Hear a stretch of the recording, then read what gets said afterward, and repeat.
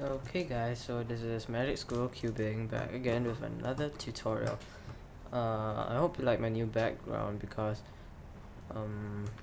many subscribers and friends who have watched my videos have commented and feedback to me that the Mac in the background was very distracting. Normally I put my script on the Mac so that I can see what to say and my videos are more fluent and I can get more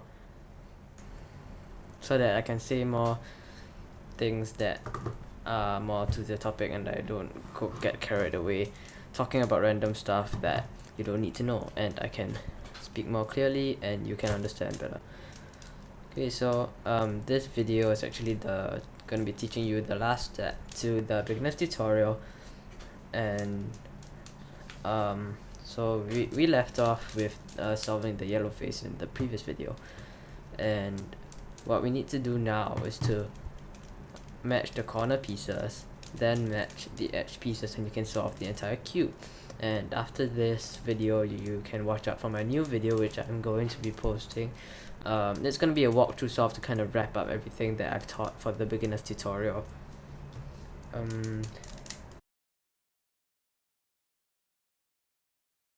Okay, so let's get to the first step. The first step is to get the corners. So in this case we need to find a pair or a face where there are two corners on the top face like this. So here it's orange and orange, they are a pair on the same corner that we need to face on our left. So now all we have left to do is for this corner to be moved here and this corner to be moved here. So with this positioning, the pair on our left, we need to perform this algorithm: R, U, R prime, U prime, R prime, F, R2, U prime, R prime, U prime, R, U, R prime, F prime. So as you can see, all the corners have been solved, and the only thing we have left is to solve the edge pieces.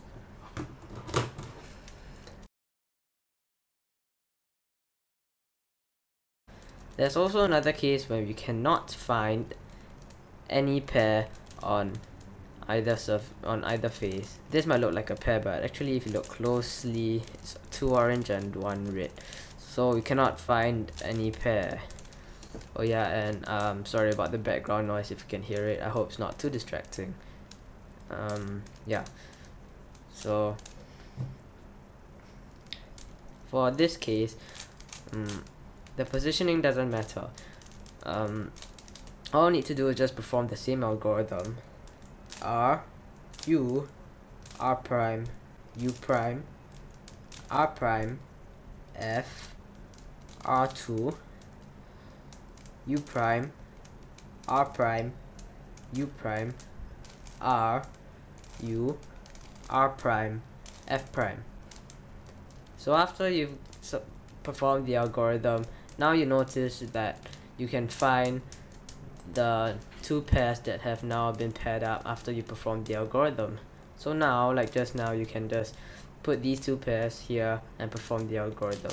Then you can move on to the next step, which is to solve the edge pieces.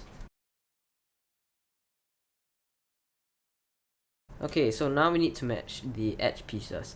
So as you can see, for this case, there's one soft side, which looks pretty satisfying if you haven't solved the cube yet, and there is this red face because the red centerpiece is here, but there is this blue edge piece that needs to move here, and there is this orange edge piece that needs to move here. The red edge piece from here has to jump all the way to this side so that you can solve the entire cube. So what we need to do is place the soft side at the back. The soft side at the back, looking at it from the top, this has to move here, this edge piece has to move here, this edge piece has to move here. So in a way, it's clockwise direction. So there are two algorithms.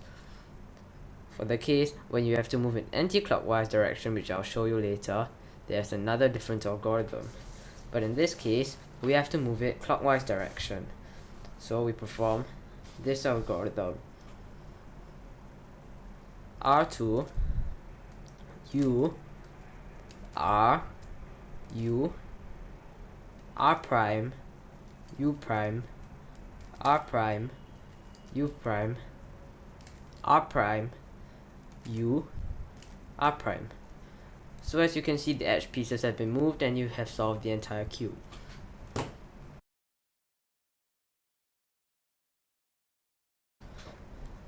Okay, there's another case when there's also a soft side at the back, but this time the QBs have to be moved anti-clockwise.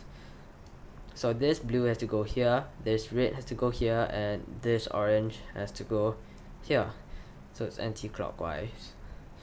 The algorithm we need to perform is the opposite of the previous algorithm. R U prime R U R U R U prime R prime U prime R2. So you have solved the entire cube again.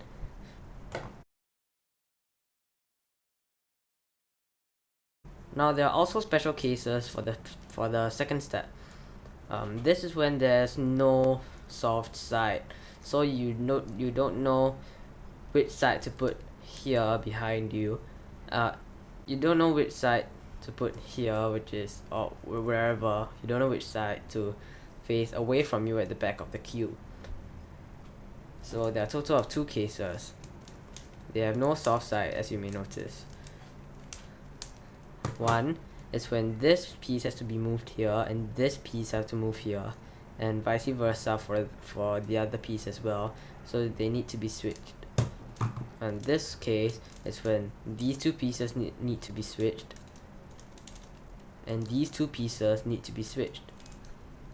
We don't need to think too much about the positioning for these cases. All we need to do is just perform either of the algorithms. So since the first algorithm I taught is no longer that fresh in our mind, I'm just going to use that one as an example when you are supposed to move the edge pieces clockwise. R2 U R U R prime U prime R prime U prime R prime U R prime. So as you can see, there's now a soft side. So you can position this soft side at the back facing away, and you can now perform the algorithm. In this case, they need to be moved anti-clockwise, so you can perform the algorithm to move them anti-clockwise. There's only one algorithm to move it clockwise and one algorithm to move it anti-clockwise. So for this video, you only need to memorize 3 algorithms in total. One is to get the corners on this side, and one is to move it clockwise or anti-clockwise. Now for the next case, it's exactly the same. We can use either of the algorithms. Just now I used the algorithm to move clockwise. So now, to avoid confusion, I'm just going to give the example of moving clockwise as well. I'm just going to do it fast to save time, because my video should not take too long to avoid boring you guys out. Don't worry, this is the exact same algorithm that I taught you just now. So now we have a soft side, we can put it at the back. And now I notice this orange has to move here, this green has to move here, and this blue has to jump over to this side and move here. So we notice we need to move it clockwise. So we perform the algorithm to move it clockwise and not the one to move anti-clockwise. So this takes a lot of practice. You have to memorize the 3 algorithms to solve this phase. And of course, there's the faster one-loop PLL method, where you can just perform one algorithm. So for example, in this case, you would perform the first algorithm I taught you to switch these 2, then switch the edges. But you can memorize more algorithms, a total of 21, to look at the cube once, as its name suggests, one loop PLL, and permutate the last layer. I haven't done any videos on the more complicated method because I've just started my cubing channel, but I hope you guys can be patient and just wait for my videos to come out. I'm almost done with this beginner's tutorial series. So yeah, all the best in solving the cube.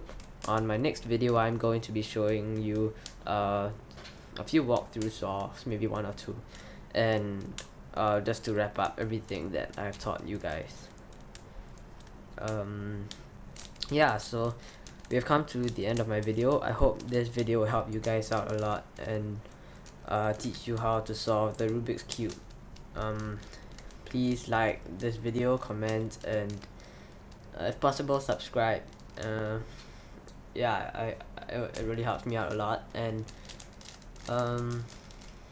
yeah, that's it for today, guys. And just don't expect to be watching the video once and just knowing how to solve the cube immediately. You have to always go back after each algorithm that I taught. For example, this video has taught 3 algorithms, so each time I go through a different algorithm, you go back and memorize that algorithm so that you master it before you go on to the next algorithm. So yeah, watch out for my next video, and thanks for watching.